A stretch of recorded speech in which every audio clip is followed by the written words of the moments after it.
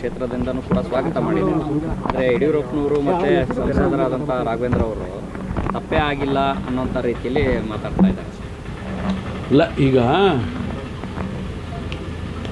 ಯಾರು ತನಿಖೆ ಮಾಡಬೇಕು ಅಂತ ಒತ್ತಾಯ ಮಾಡಿದವರು?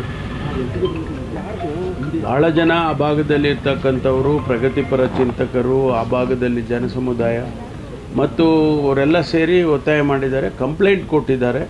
ಕಂಪ್ಲೇಂಟ್ ಕೊಟ್ಟವರು ಕೂಡ ಹೇಳಿದ್ದಾರೆ ಇಲ್ಲೆಲ್ಲ ಈ ರೀತಿ ಆಗಿದೆ ಅಂತ. ಅದನ್ನ ತನಿಖೆ ಮಾಡಿ ಆಗಿದೆ ಆಗಿಲ್ಲ ಅನ್ನೋದು ಗೊತ್ತಾಗಬೇಕಲ್ಲ. ಸುಮ್ಮನೆ ಹೀಗೆ ಹೇಳ್ಕೊಂಡು ಹೋಗ್ತಾ ಇದ್ದರೆ ಅದು ಕಾನೂನು ದೃಷ್ಟಿಯಲ್ಲೂ ಕೂಡ ಸರಿ ಕಾಣಿಸೋದಿಲ್ಲ. ಹಾಗಾಗಿ ಅದರ ತನಿಖೆ ಆದೇಶ ಮಾಡಿದ್ದೇವೆ.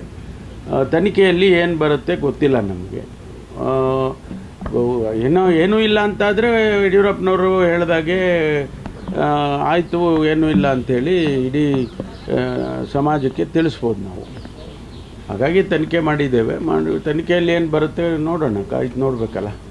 ಅವರು ಪ್ರಣವ್ ಮೊಹತಿ ಅವರು ಕೂಡ ತಮ್ಮನ್ನು ಭೇಟಿಯಾಗಿದ್ರು, ಏನಾದ್ರು ಇನ್ಸ್ಟ್ರಕ್ಷನ್ ಏನು ಕೊಟ್ಟರು? ಇಲ್ಲ, ಇನ್ಸ್ಟ್ರಕ್ಷನ್ ಏನಿಲ್ಲ. ಅವರು ನನಗೆ ಜವಾಬ್ದಾರಿ ಕೊಟ್ಟಿದ್ದೀರಾ, ಥ್ಯಾಂಕ್ ಯು, ನಾನು ಮಾಡ್ತೀನಿ ನನ್ನ ಕೆಲಸ ಅಂತ ಹೇಳೋದ್ರು ಅಷ್ಟೇ. ಅವರಿಗೇನು ನಾವೇನು ಇನ್ಸ್ಟ್ರಕ್ಷನ್ಸ್ ಕೊಡೋದಿಲ್ಲ. ಸರ್ಕಾರ ಒಂದು ಸಾರಿ ತನಿಖೆ ಮಾಡಿ ಅವರಿಗೆ ಆದೇಶ ಮಾಡಿದ ಮೇಲೆ ಅವರಿಗೆ ಅವ್ರು ಮಾಡ್ಕೊಳ್ತಾರೆ ಅವ್ರ ಕೆಲಸ.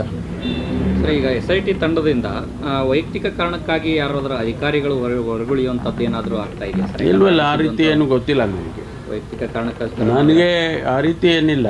ಅವರೆಲ್ಲ ಜವಾಬ್ದಾರಿ ಸ್ಥಾನದಲ್ಲಿರ್ತಕ್ಕಂಥ ಹಿರಿಯ ಅಧಿಕಾರಿಗಳು, ಅವರಿಗೆ ಕೊಟ್ಟಿದ್ದೇವೆ, ಮಾಡ್ತಾರೆ ಅವರು ನನಗೆ ಆಗಲಿ ಸರ್ಕಾರಕ್ಕೆ ಯಾರು ಇಲ್ಲ ನಾವು ಮಾಡೋದಿಲ್ಲ ಬರೋದಿಲ್ಲ ಹಾಗೆ ಅಂತ ಏನು ಯಾರು ಹೇಳಿಲ್ಲ. ನೀವೇ ಹೇಳ್ಕೊಳ್ತಾ ಇದ್ದೀರಾ.